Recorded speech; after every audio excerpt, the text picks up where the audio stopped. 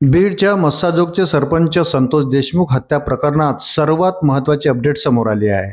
संतोष देशमुख यांच्या हत्या प्रकरणातील मुख्य आरोपी सुदर्शन घुले आणि सुधीर सांगळे याला अटक करण्यात आली आहे। थोड्याच वेळात दोन्ही आरोपींना सीआयडीच्या ताब्यात देणार असल्याचे सांगण्यात येत आहे।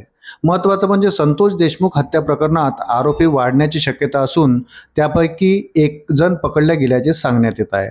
वृत्त सविस्तर जाणून घेण्याकरता चॅनलला सबस्क्राइब जरूर करा। याबाबत सविस्तर माहिती अशी की संतोष देशमुख यांच्या हत्या प्रकरणातील मुख्य आरोपी सुदर्शन घुलेसह सुधीर सांगळे याला पोलिसांनी अटक केली आहे।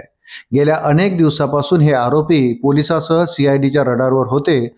अखेर या प्रकरणातील मुख्य आरोपींना पकडण्यात पोलिसांना यश आले असून लवकरच पत्रकार परिषद घेऊन याबाबतची माहिती देण्यात येणार आहे। संतोष देशमुख राहणार मस्साजोग यांचे खुनातील फरार आरोपी अटक करण्यासाठी बीड पोलिसांचे विशेष शोध पथक नेमण्यात आले होते। त्यांनी डॉक्टर संभाजी वायबसे याच्याकडे चौकशी करून गोपनीय माहितगार नेमून तसेच तांत्रिक कौशल्याचा उपयोग करून आरोपी सुदर्शन चंद्रभान घुले वय 26 राहणार टाकळी तालुका केज व सुधीर ज्ञानोबा सांगळे वय 23 राहणार टाकळी तालुका केज यांना ताब्यात घेऊन गुन्हे अन्वेषण विभागाकडे पुढील तपासकामी ताब्यात देत आहेत। संतोष देशमुख यांच्या हत्या प्रकरणी आरोपी विष्णू चाटे, जयराम चाटे, प्रतीक घुले आणि महेश केदारला या आधीच अटक करण्यात आली आहे। मात्र या प्रकरणातील मुख्य आरोपी सुदर्शन घुले, कृष्णा आंधळे आणि सुधीर सांगळे हे अद्याप फरार होते। गेल्या अनेक दिवसापासून पोलीस त्यांचा शोध घेत होते। यापैकी आता सुदर्शन घुले आणि सुधीर सांगळेला अटक करण्यात आली असून कृष्णा आंधळे अद्याप फरार आहे।